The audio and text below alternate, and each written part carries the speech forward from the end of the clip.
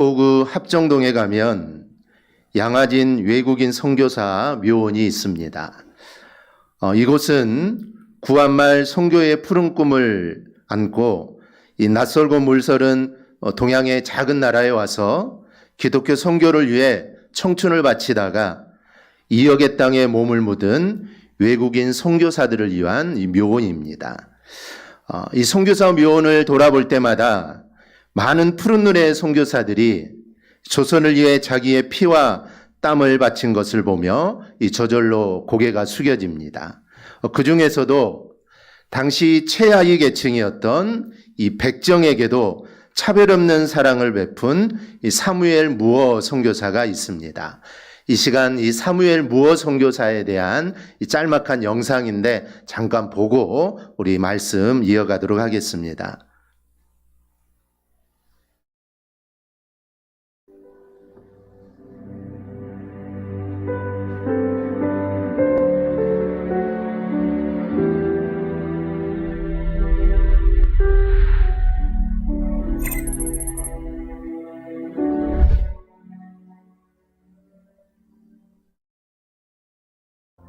무어 선교사는 백정전도의 개척자이자 신분제 철폐와 백정의 방운동의 조력자로 불린다.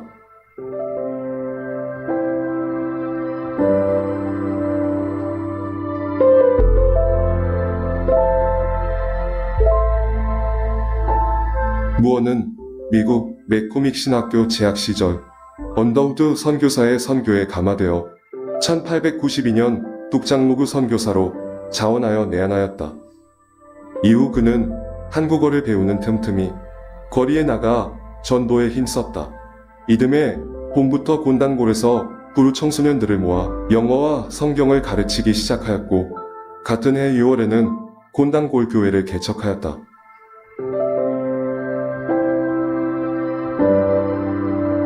그가 이룬 중요한 공적 중 하나는 백정 등 당시 천대받던 민중들에게 복음을 전하고 나아가 백정의 방운동에 앞장선 것이다. 자신이 설립한 곤단골 교회에 출석하던 한 학생의 아버지가 장티푸스로 사경을 헤맬 때 무어 선교사는 당시 고종의 주치의였던 에비슨 선교사와 함께 정성을 다해 그를 치료해 주었다. 그 사람이 바로 후에 백정의 방운동에 앞장선 박성춘이다. 천대받던 자신을 왕의 주치의를 통해 직접 치료해준 것에 감격한 박성춘은 곤단골교회에 출석하였고 신분 차별로 서름당하던 백정들을 전도하여 교회로 이끌었다. 이후에도 박성춘은 백정해방운동에 열심을 다했고 무어 선교사는 이를 적극 후원하였다. 한편 곤단골교회에 백정 출신 신자가 늘어나면서 양반 교인들이 양반의 자리를 따로 마련해달라고 요구하기에 이르자 무어는 복음 안에서 신분의 차별이 있을 수 없다며 거절하였다.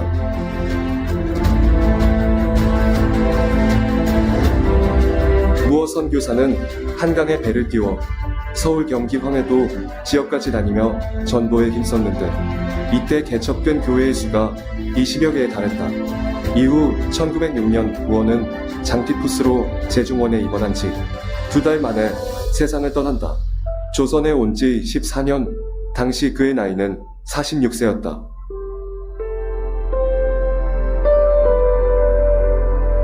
무어 선교사가 별세한 이후 박성춘은 승봉교회의 장로가 되었고 그의 아들 박서양은 에비슨이 세운 세브란스 병원 의학교를 졸업하여 우리나라 최초의 서양식 의사가 되었다. 가난하고 억눌린 사람들을 위해 헌신한 무어 선교사의 사역이 거두어들인 소중한 열매들이다.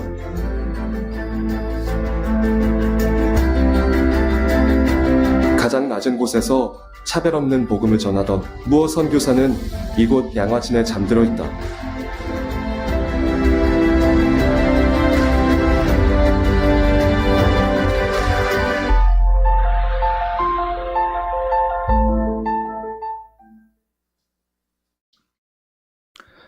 이 사무엘 무어 선교사는 백정들도 상투를 틀고 이 갓을 쓸 수 있도록 해줄 것과 이 차별받지 않도록 해줄 것을 이 조선 정부에 요청을 합니다. 결국 그의 노력의 결실로 이 백정들에 대한 신분 제한이 1896년 공식적으로 이게 철폐가 됩니다. 후에 허틀러 여사는 그에 져서 한국 개신교 선교 역사에서 무어 선교사에 의한 이 조선의 백정의 해방을 세계를 뒤집어 놓은 사건이다라고 이렇게 명명을 하면서 링컨 대통령의 노예 해방 선언을 얻은 미국 흑인들의 기쁨은 한국 백정들의 기쁨보다 결코 더 크지 않았다라고 이렇게 평가할 정도로 이 무어 선교사의 이 백정 해방 이 운동은 큰 의의를 갖고 있습니다. 이 양화진 묘비에는 조선 사람을 사랑하였고 또 그들을 예수께 인도하기를 원하였다. 예수 그리스도의 충복이라고 이렇게 쓰여져 있습니다. 이 무어 선교사는 예수 그리스도의 충복으로 정말 그는 죽도록 충성했습니다. 그의 한국인 이름은 모삼열입니다. 그런데 이 모자가 소모자입니다. 즉 소잡는 백정을 해방시킨 그의 평생의 충성이 바로 그의 이름에 이렇게 새겨져 있는 겁니다. 그런데 이에 못지않는 삶을 살았던 사람이 있는데 바로 사도 바울입니다. 이 사도 바울은 이 대표적인 복음 전도자고 사도행전은 그의 복음에 대한 이야기로 기록이 되어 있습니다. 바울은 일생을 바쳐서 이 전도 여행을 하면서 복음을 전했고 만약에 이제 복음을 전하러 갈 수 없는 상황이 되면은 그는 서신을 써서 또 복음을 전하는 일을 그는 감당을 합니다. 그래서 사도행전이 그의 전도 여행을 담는 것이라면 신약성경 대부분은 그의 각처에 있는 성도들에게 편지를 써서 권면한 바로 전도한 흔적이다라고 할 수가 있습니다. 이렇게 바울은 복음 전도와 뗄 수 없는 관계에 있었던 인물입니다. 그리고 오늘 본문은 그가 데살로니가 지역을 전도하는 내용이 기록되어 있습니다. 이 데살로니가에서는 안식일에 회당에 가서 성경을 풀어서 강론을 하고 그리고 그 강론을 통하여 예수 그리스도를 전하게 됩니다. 그 결과 데살로니가 지역에서 헬라인의 큰 무리가 이 복음을 믿게 됩니다. 그런데 유대인들이 이를 시기해서 가이사 황제의 명령을 어겼다고 오해를 받게 되고 또 소란을 피우게 되고 사도 바울을 받아들였던 이 야손 가족들이 감옥에 갇히게 됩니다. 그리고 나중에 이제 보석금을 내고 풀려나게 되는데 이런 어려운 일들을 경험하게 되죠. 사실 이 데살로니가 지역의 전도를 오늘 우리가 읽은 이 9구절로 사도 바울이 한 일을 설명하기는 어렵습니다.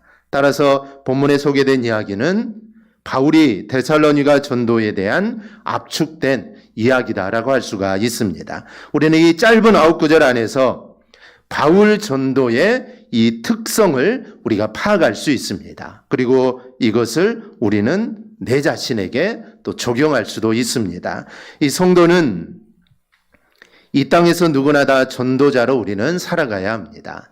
이 마태복음 28장 19절에서 20절을 보면 그러므로 너희는 가서 모든 민족을 제자로 삼아 아버지와 아들과 성령의 이름으로 세례를 베풀고 내가 너희에게 분부한 모든 것을 가르쳐 지키게 하라. 볼지어다 내가 세상 끝날까지 너희와 항상 함께 있으리라 하시니라.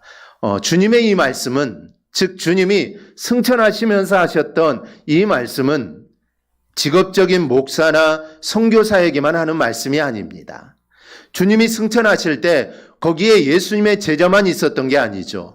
수많은 무리들이 그 자리에 있었습니다. 그래서 주님은 그 자리에 모여있는 모든 사람들, 즉 제자들뿐만 아니라 일반 백성들, 정말 주님을 따르고자 하는 모든 사람들에게 이 말씀을 하신 것입니다. 그래서 모든 족속을 제자로 삼아 아버지, 아들과 성령의 이름으로 그들에게 세례를 베풀어라. 이 지상 대명령은 모든 성도에게 주신 우리 주님의 이 명령입니다. 그래서 우리 모두는 사명을 가진 이 선교사입니다. 그렇다면 나는 어떤 복음 전도자가 되어야 할까? 우리는 생각하고 고민해야 합니다. 오늘 바울이 데살로니가 지역에 전도한 이야기가 그 실마리를 우리에게 제공해 줍니다. 그렇다면 이 복음 전도의 사명을 갖고 살아가는 우리는 바울의 데살로니가 전도에서 어떤 면들을 우리가 볼 수 있을까요?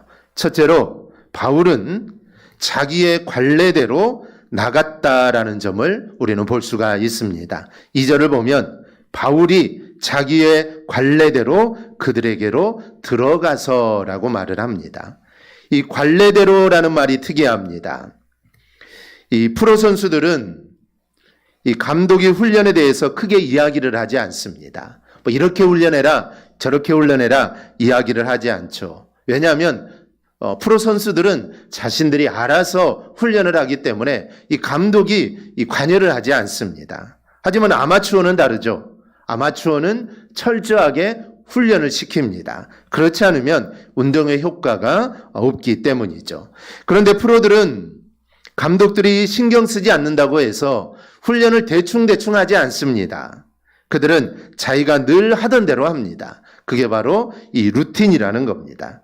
이 프로 선수들은 자신이 스스로 알아서 자신의 컨디션을 조절을 합니다. 그래서 언제 출전하더라도 이 동일한 이 경기력을 유지합니다. 이 메이저리거 류현진 선수는 경기 전에 절대로 땀을 흘리지 않습니다. 보통 이 선발 투수 선수들은 마운드에 올라가기 전에 땀을 많이 흘리면서 몸을 풉니다. 왜냐하면 몸을 잘 풀어주어야 이 경기에 들어가서 공을 잘 던질 수 있는데 이 류현진 선수는 볼펜에서 공을 많이 던지지 않습니다. 또 세게 던지지 않습니다. 그냥 대충 던지죠. 그런데 이게 바로 류현진 선수만의 루틴입니다. 그렇다고 해서 감독이 왜 너는 다른 선수들처럼 그렇게 땀을 흘리면서 공을 던지지 않느냐라고 말하지 않습니다. 이렇게 대충 공을 던져도 마운드에 올라가면 실력을 발휘할 수 있죠. 이게 바로 류현진 선수만의 루틴입니다. 이 축구 선수 이 손흥민은 이 재미있는 루틴을 가지고 있습니다. 그는 경기장에 들어갈 때마다 반드시 오른발로 그라운드 선을 밟습니다. 그리고 나서 깡총걸음으로 또다시 오른발로 그라운드를 밟습니다. 그리고 경기장 안으로 들어가죠. 이게 이제 손흥민 선수만의 하나의 루틴이라는 것이죠. 어떻게 보면 이 루틴이라는 것이 참 우습습니다. 한 발 한 발 가는 것이 아니라 한 발로 밟고 또 깡총 튀면서 그 발로 다시 경기장으로 들어가니 사람들이 봤을 때는 좀 우습게 보일 수도 있습니다. 하지만 프로 선수들은 그렇게 하면서 좋은 경기력을 이어갑니다. 이 프로 선수들이 자신만의 루틴으로 철저하게 운동을 해나가기 때문에 이 감독들도 그것을 존중해 준다라는 겁니다. 운동선수 이야기를 한 이유는 이렇게 프로 선수들은 자신만의 루틴으로 꾸준한 경기력을 보이기 때문입니다. 그런데 이 루틴이라는 말은 오늘 본문으로 보면 자신의 관례대로라는 말과 이거는 같은 말입니다. 이 프로 선수들이 자신만의 루틴을 가지고 있었던 것처럼 복음 전도자였던 이 바울 역시 자신만의 루틴을 가지고 복음을 전했다라는 겁니다. 그렇다면 바울이 전도하면서 가지고 있었던 이 루틴이라는 게 무엇일까요? 그것은 어느 지역에 가든지 안식일에 회당에 들어가서 말할 기회를 얻는 것이었습니다. 그런데 이 방법을 사도 바울은 꾸준하게 사용을 합니다. 그래서 그는 어느 곳에 가든지 반드시 먼저 회당을 찾습니다. 거기서 강론하는 것으로 복음을 전하기 시작하고 그러다가 길이 열리면 더 깊게 들어가는 것이죠. 그렇게 해서 아시아와 유럽에 걸쳐 전도의 문을 열어갔던 것입니다. 저는 성도가 이 프로가 되어야 한다라고 생각을 합니다. 예수님을 믿는 사람은 누구나 다 이 복음을 전하는 일에 대해서 우리는 프로가 되어야 합니다. 목회자나 선교사로 부름을 받아 우리가 전업 직업적으로 일을 하는 것이 아니더라도 성도라면 하나님의 나라의 확장을 위해 바로 사명을 받은 이 프로들입니다. 그렇다면 우리가 프로라면 복음 전도의 프로로서 내가 어떤 루틴을 가지고 있느냐라는 것입니다. 복음을 전하고 결실을 얼마만큼 맺었다 이걸 말하는 게 아닙니다. 전도는 우리가 하는 것이고 열매 맺는 것은 성령님이 하시는 것입니다. 그렇기 때문에 내가 복음을 전하기도 전에 내가 얼마나 많은 열매를 맺을까, 내가 어떤 결실을 맺을까 걱정하는 것은 이거는 복음 전도자의 모습이 아닙니다. 이 사도 바울도 복음을 전하면서 이런 생각은 하지 않았을 것입니다. 내가 이 지역에 들어가서 몇 명을 내가 결치를 할 수 있을까? 사도 바울은 이렇게 생각하는 게 아닙니다. 사도 바울은 복음을 전할 때마다 먼저 회당을 찾습니다. 다른 것 생각하지 않습니다. 그리고 회당에 가서 복음을 전한다라는 것이죠. 그래서 사실 우리가 전도하는 일의 열매를 우리는 잘 모릅니다.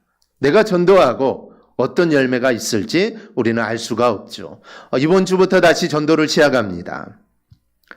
전도지와 함께 이 건빵도 주고 또 티슈도 주고 차도 줍니다. 많은 사람들이 전도를 받죠. 하지만 전도지를 받고 내가 대강교회에 왔다라고 말하는 사람은 단 한 명도 없습니다.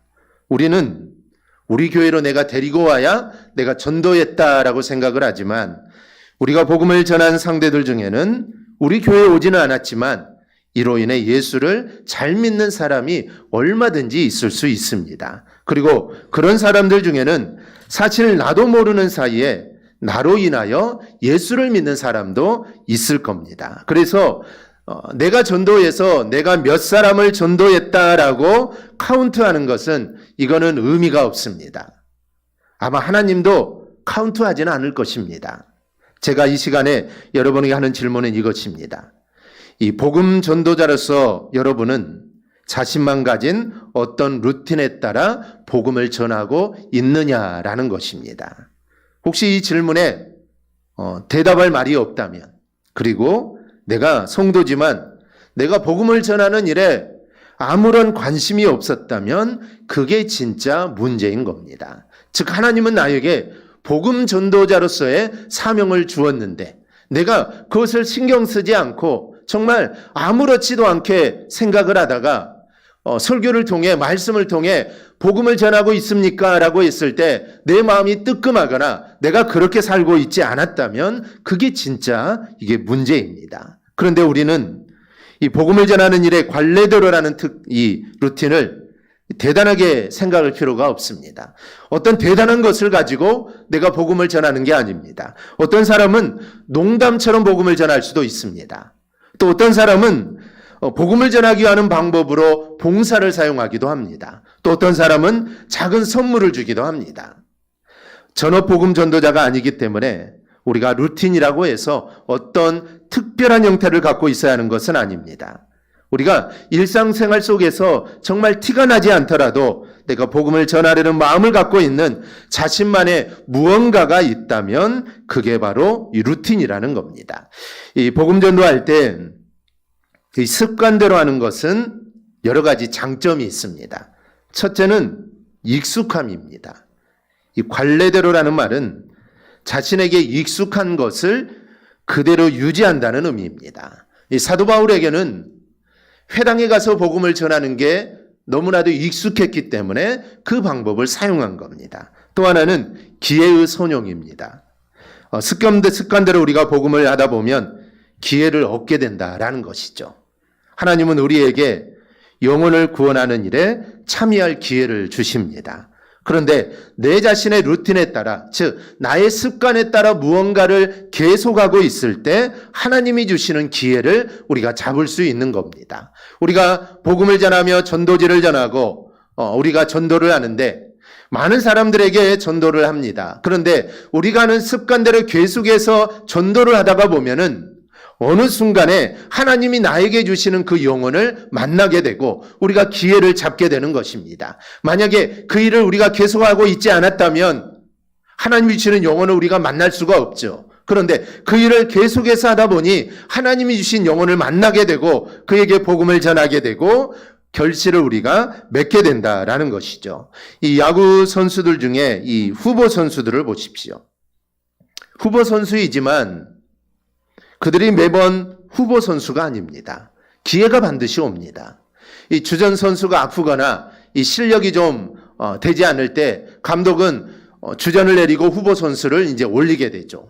그런데 그때 그 기회를 잘 잡을 수 있는 후보 선수는 계속해서 연습을 하는 선수입니다. 이 감독이 보지 않아도, 즉 기회가 오지 않아도 언제 기회가 올지 모르지만 계속해서 훈련을 했던 그 후보 선수가 그 기회가 왔을 때 그 기회를 붙잡을 수 있는 것입니다. 전도도 마찬가지입니다. 그 열매는 어디에서 맺히든 이거는 상관이 없습니다.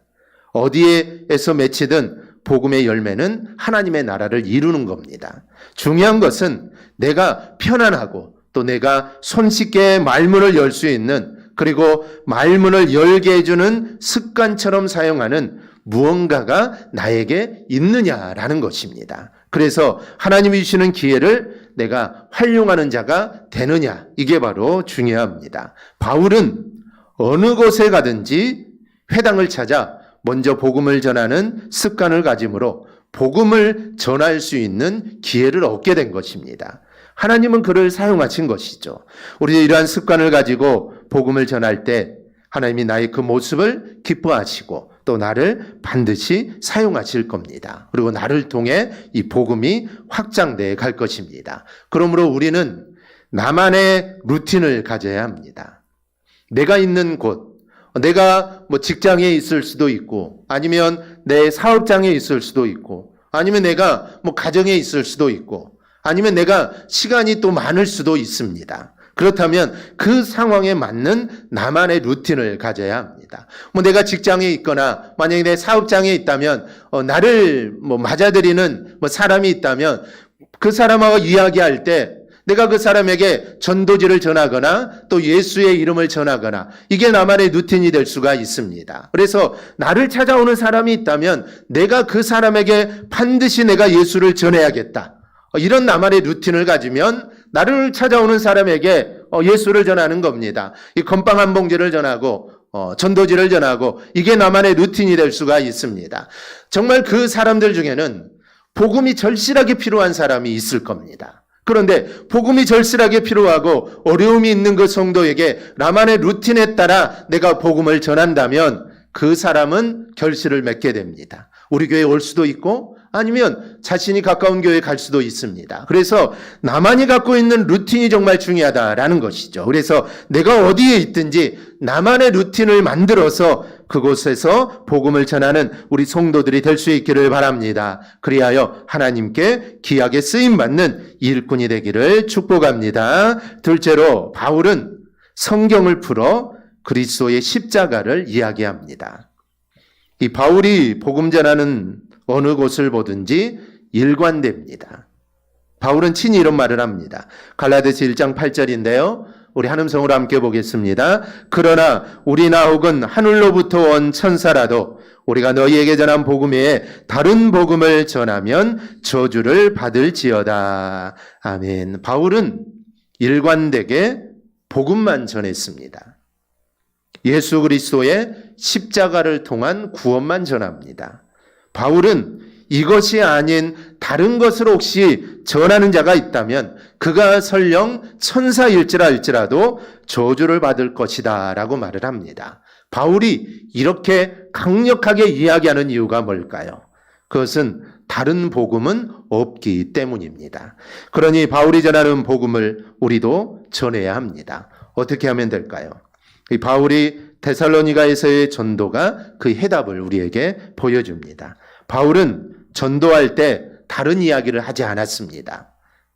앞서 바울은 자신의 루틴대로 안식일에 회당에 들어가서 복음을 전했다고 했습니다. 그런데 그때마다 그가 한 것은 다른 게 아닙니다. 2절을 통해 알 수 있듯이 성경을 가지고 강론하였다. 그는 성경을 가지고 강론을 합니다. 그래서 그가 전하는 내용이나 언제나 동일하게 십자가에 달린 예수 그리스도를 믿는 것이 바로 구원이다라는 이 메시지입니다. 언제나 성경을 강론하면서 성경을 풀어서 이야기했기에 내용이 동일할 수밖에 없습니다. 지금이야 우리가 성경이 많아서 누구나 성경을 다 읽고 누구나 성경을 또 풀이하고 이 풀어놓은 책들을 우리가 얼마든지 접할 수 있지만 이 시대는 성경이 그렇게 많지 않았습니다. 그래서 회당에 가야만 성경을 들을 수가 있습니다. 회당에 가야만 말씀을 들을 수가 있죠. 그래서 성경 말씀을 읽는 것, 이것이 바로 그 당시에는 설교였던 것입니다. 성경을 자세하게 풀이하지 않아도 성경을 읽고 성경을 듣는 것, 이게 바로 말씀을 듣는 것이죠. 그래서 사도 바울은 회당에 가서 성경을 읽고 그리고 성경을 풀이했던 것입니다. 우리의 전도도 마찬가지입니다. 어려운 말이나 대단한 웅변술이 필요한 게 아닙니다.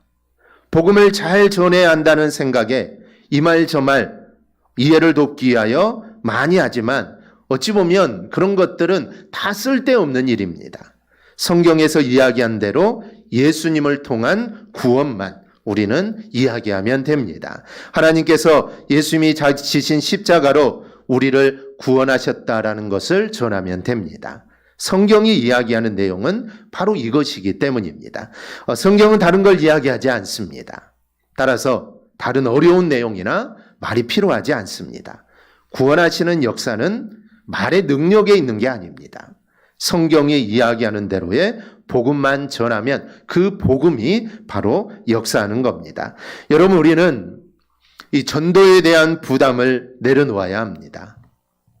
복음을 전해서 구원으로 이끌어야 한다. 내가 저 사람을 복음을 전해가지고 내가 교회로 이끌어야 한다. 구원받게 해야 한다라는 그런 생각도 우리는 다 내려놓아야 합니다. 여러분, 내가 구원하는 게 아닙니다.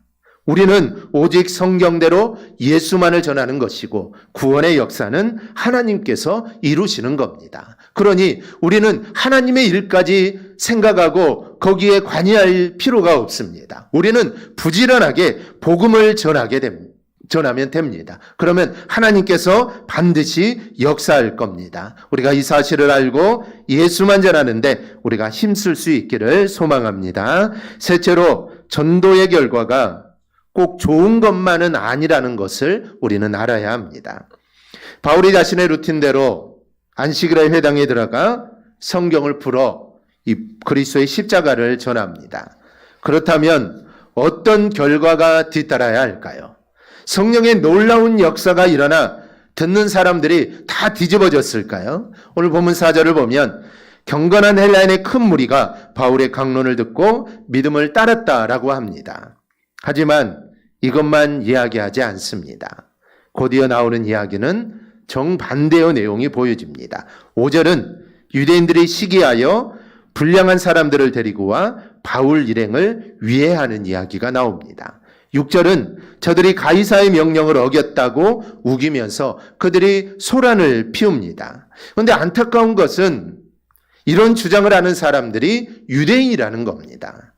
오히려 이들은 가이사의 통치가 망하기를 바라는 사람들입니다. 빨리 로마가 멸망하고 가이사가 죽기를 바라는 사람들이 유대인이죠. 왜냐하면 지금 가이사라는 로마가 이스라엘을 빼앗고 핍박하고 있기 때문입니다. 하지만 안타깝게도 저들은 바울이 전하는 이야기가 가이사를 반대하는 이야기라고 합니다. 가이사를 싫어하는 이들이 지금 사도 바울의 말이 가이사를 반대하라는 논리로 바울을 공경에 빠뜨리고 있다는 것이죠. 그래서 무리와 읍장들이 이 말을 듣고 소동하게 되고 바울을 받아들였던 야손과 가족들을 잡아다가 감옥에 가두게 됩니다. 이들은 보석금을 낸 후에 간신히 풀려나게 됩니다. 성령의 능력이라면 바울을 반대하는 자들이 벼락을 맞아 죽어야 합니다. 그래야 사람들은 성령의 역사라고 말을 하죠. 바울을 반대하는 자들이 소란을 피우다가 오히려 화를 당해야 합니다. 그래야 우리는 그런 것들을 기대하고 그래야 성령의 역사라고 우리는 생각을 합니다. 그런데 그런 일은 전혀 일어나지 않았습니다. 본문은 바울과 야손이 일방적으로 당하는 이야기가 나옵니다. 아무런 잘못도 없이 감금이 됩니다. 사실 우리가 사도행전에 나타난 바울의 전도 일정을 따라가 보면 대부분 이야기는 복음을 전하다가 오해받는 일, 또 박해를 받는 일, 그리고 반대받는 일로 기록되어 있습니다. 그런데 그런 일들 속에서 하나님의 나라가 소리 없이 확장되어 나갔던 겁니다. 우리가 생각했을 때는 핍박을 받고 박해를 받고 오해를 받고 감옥에 갇히고 그러면 복음은 전해지지 않을 거라고 생각이 하는데 그렇지 않았습니다. 그런 일들이 계속해서 일어났지만 그와 더불어 복음 또한 계속해서 전해졌고 하나님의 나라는 계속해서 확장돼 갔던 것이죠. 여러분, 이게 바로 성령의 역사입니다. 따라서 우리는 성령의 역사하심을 오해해서는 곤란합니다. 성령의 역사는 바울의 전도를 통하여 생명 구원의 역사가 일어나는 것이지 결코 바울 자신을 위한 어떤 놀라운 일들이 일어나는 게 아닙니다. 복음이 전해지는 게 성령의 역사지 바울이 어려움을 당하니까 하나님 바울을 구해주고 바울을 핍박하는 자들을 벌을하고 이거는 성령의 역사가 아니라는 것입니다. 예수님께서 잡히시던 밤에 주님이 잡히시는 것을 이해할 수 없었던 이 베드로는 품었던 칼로 잡으러 온 자의 길을 베어버립니다. 그의 생각에는 예수님이 잡히는 것은 성령의 역사가 아니라고 생각했기 때문입니다. 오히려 예수님을 잡으러 온 자들이 나가 떨어지는 게 성령의 역사라고 생각을 했던 것이죠. 그런 일이 일어나지 않자 베드로는 스스로 내가 나서야겠다 생각을 하고 그와 같은 일을 저지른 겁니다. 그때 주님이 이렇게 말씀합니다. 너는 내가 내 아버지께 구하여 지금 12군단 더 되는 천사를 보내시게 할 수 없는 줄을 아느냐. 여러분, 성령의 역사는 나를 위하여 놀라운 기적이 일어나는 게 아닙니다. 예수님을 위하여 하나님이 천사를 보내가지고 예수님을 잡으러 온 자들을 다 멸하는 거, 이게 성령의 역사가 아닙니다. 사람들은 그게 성령의 역사라고 생각을 하겠죠. 그런데 그게 성령의 역사가 절대로 아닙니다. 비록 나는 어려움을 당하지만, 나는 핍박을 받고, 나는 감옥에 갇히고, 나는 어려움을 당하지만 하나님의 구원 역사가 이루어져 나가는 게 바로 이게 성령의 역사입니다. 나 자신이 십자가의 예수님을 믿고 구원받은 게 이게 바로 성령의 역사입니다. 그리고 예수님의 십자가를 통한 구원의 소망을 전하고자 하는 마음과 그 마음을 실천하는 게 바로 성령의 역사입니다. 그 가운데 하나님의 나라는 확장되어 나가는 겁니다. 올해는 다만 루틴대로 성경의 내용대로 성령을 의지하여 우리는 말씀만 전하면 됩니다. 그러면 성령께서 역사하여 구원의 열매를 반드시 맺게 하실 겁니다. 오늘 말씀을 듣는 우리 모두 이 복음 전도의 프로가 될 수 있기를 바랍니다. 무언가 내가 기술을 가지라는 게 아닙니다. 어떤 상황 속에서도 누구를 만나더라도 내가 복음만을 전하는 성도가 되라라는 것입니다. 그럴 때 성령의 역사는 반드시 일어납니다. 이 사실을 기억하고 좋은 가을날 이 전도에 힘쓰는 저와 여러분의 삶이 되기를 주님의 이름으로 축원합니다. 아멘. 기도하겠습니다.